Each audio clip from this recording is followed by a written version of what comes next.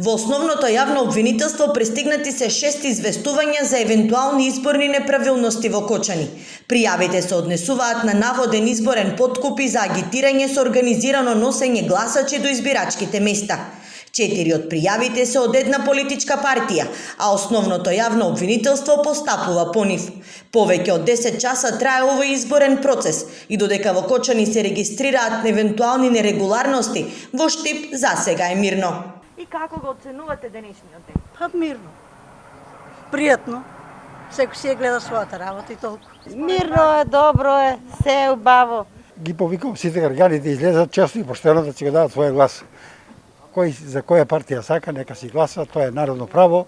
До 15 часот нови предвремени парламентарни избори во третата изборна единица своето право на глас го искористиле 37,24% од гласачите. Лидер останува Проби Штип, а Виница по бројот на излезност е последна во третата изборна единица.